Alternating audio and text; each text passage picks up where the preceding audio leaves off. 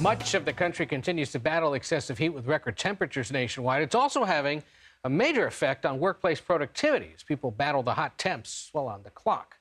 To help us break down what's going on here, we're joined by Carol Davenport. She's an energy and environment correspondent for the New York Times. Carol, great to see you. If you're somebody who's been out in it, you might appreciate why this is, but why does the heat make productivity go down? Sure. So medical researchers have known for decades that when workers are exposed to high heat, over 85 degrees, over 95 degrees, that they are more likely to make mistakes, have injuries, work more slowly. But something that sort of economic researchers have only just started to put together is that this really has a major impact broadly across the economy for those reasons. So when workers are hot, really simply, we know they, it increases absenteeism, it increases mistakes, it increases workplace injuries, and the need for employers to pay workmen's comp. A lot of times it just means that workers, and also I should say, not just outdoor workers. There's a lot of factories in the United States that are not air conditioned, where workers will have to leave early or take more breaks.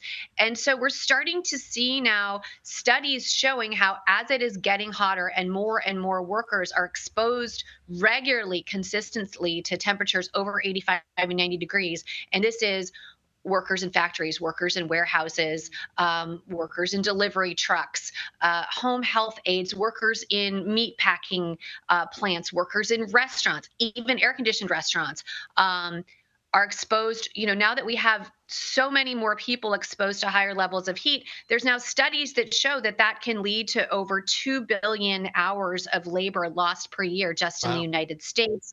Yeah. So that's kind of, it goes from sort of the micro, like we know when we get hot, we don't do that well. Right. But now that there's so many workers exposed to this heat, it really is, it's having an impact. There's a study that showed that has led so far to an annual economic loss of about $100 billion a year in the United States. And I think that's what I found really fascinating about your article is that before we didn't have sort of hard numbers, right? And I'm just going to kind of quote from your article, too, about some research found that when the mercury reaches 90 degrees Fahrenheit, productivity slumps by 25%.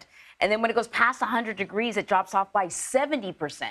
And as you pointed out, it makes sense if you're working outdoors, that would be an issue. But it's not just outdoors. Right. And the thing that really comes across in your article is that in some cases, we're talking about these massive plants, processing warehouses. I can't even imagine what it takes to bring the temperature down in an environment like that. So a lot of these places, they just have fans. That was one of the things that was so interesting about reporting this article. I didn't realize that there's so many factories in the United States that are not air conditioned. There's a couple of reasons for that. Many of them are in the northern part of the country, where when they were built 20 or 30 years ago, it didn't get as hot as it does now. And so it was, maybe workers would like gut it out through a few hot days in the summer.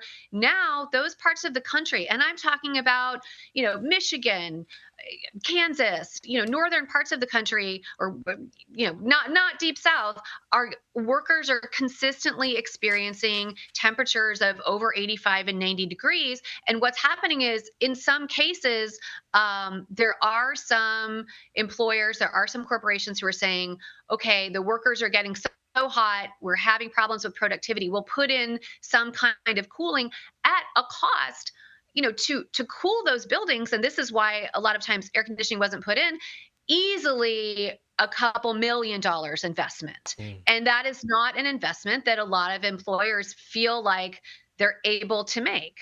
So then, are we seeing government step in? Are we seeing sort of pressure to make things safer for employees because the temperatures are not going down? They are only going up. We know that from the science. OSHA, within the Department of Labor, is working on a new set of standards. Right now, there's no national standard regulating worker exposure to heat. This is just not something that there's sort of been thought that there's a need for. 7 states have state-level standards.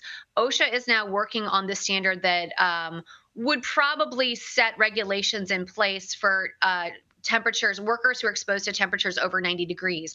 The standard isn't written yet. It would probably include things like mandatory rest, mandatory water, potentially requiring some employers to install AC.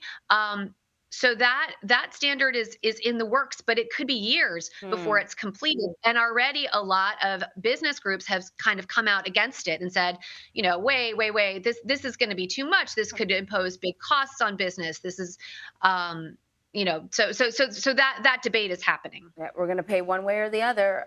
Coral Davenport, thank you very much.